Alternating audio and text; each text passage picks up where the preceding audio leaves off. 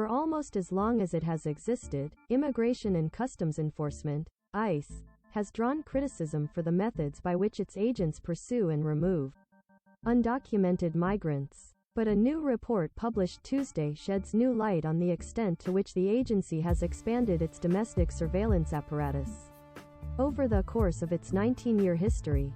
The report, from a group of researchers at the Georgetown Law Center on Privacy, Personal information of hundreds of millions of Americans and does so largely without accountability through extensive deals with private data brokers. According to details in American Dragnet, Data-Driven Deportation in the 21st Century, ICE has used a combination of public records and privately acquired information to build a surveillance system that can investigate the majority of U.S. adults with little oversight. The agency now has access to the driver's license data of 3/4 of U.S. adults, 74%, and has already run facial recognition scans on the license photographs of 1 in 3 adults, 32%. And when 3 out of 4 adults hooked up utilities like gas, water, and electricity in a new home, ICE was able to automatically update their new address.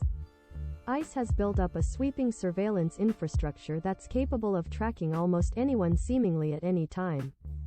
ICE consistently paints itself as an agency whose efforts are really focused or targeted, but we're not really seeing that at all. Nina Wong, a policy associate at Georgetown Law and co-author of the report, told The Verge. Instead, what we're seeing is that ICE has built up a sweeping surveillance infrastructure that's capable of tracking almost anyone seemingly at any time. These initiatives were conducted in near-complete secrecy and impunity, sidestepping limitations and flying under the radar of most state officials.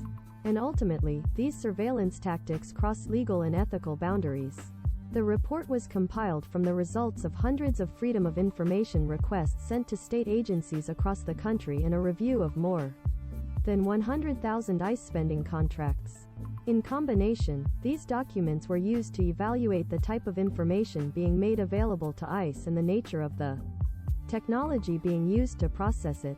The results helped to illuminate the full scope of ICE's surveillance capabilities for the first time, giving numbers to quantify the extent of programs thought they've been uncovered by prior research from organizations like the National Immigration Law Center or the ACLU. Some of the findings add context to surveillance techniques that have already received public attention, like the use of data from utility companies in immigration enforcement, a practice that has been criticized for its potential to cut off undocumented migrants from enjoying basic services like power, water, or telephone connections. The mass collection of data by ICE and other law enforcement agencies poses a tremendous risk. The report also highlights the extent to which ICE also obtains data directly and indirectly from government services like state motor vehicle departments. Currently, 16 states and the District of Columbia allow undocumented immigrants to apply for driver's licenses, but the Georgetown report finds that ICE can search through these records without a warrant in at least 5 of the 17 jurisdictions. The mass collection of data by ICE and other law enforcement agencies poses a tremendous risk and has a chilling effect on people accessing critical public services, said Zach Ahmad, Senior Policy Counsel for the New York Civil Liberties Union. Our most vulnerable won't be protected from perpetual surveillance, tracking, and the threat of arrest or deportation until we pass fundamental digital privacy protections and give people control over their data. While lawmakers in some states have passed laws to restrict ICE's access to information from government bodies, the immigration agency has frequently been able to skirt such legislation by contracting with third-party data brokers to obtain the same information indirectly. The report cites a particularly stark example from Oregon. Shortly after the state passed a law to prevent ICE from accessing driver's license data in 2019, Oregon's Department of Motor Vehicles signed an agreement to sell data to Thomson Reuters and LexisNexis, both of which provide data services to ICE.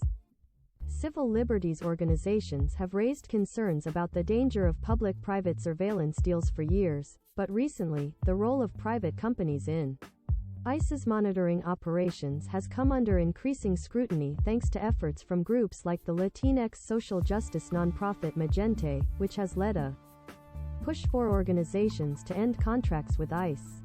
The new report outlines one piece of the massive puzzle that is ICE digital surveillance and policing. Cynthia Rodriguez, an organizer at Magente, told The Verge, "We're calling on local governments to investigate and ultimately cut contracts that share our personal information with ICE, leading to detention, and we're calling on local governments to investigate and ultimately cut contracts that share our personal information with ICE."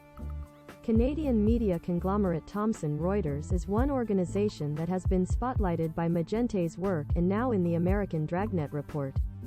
Thomson Reuters formerly contracted with ICE to provide access to a huge database known as CLEAR, though the contract was allowed to expire in 2021 after the Canadian company faced pressure from activist investors.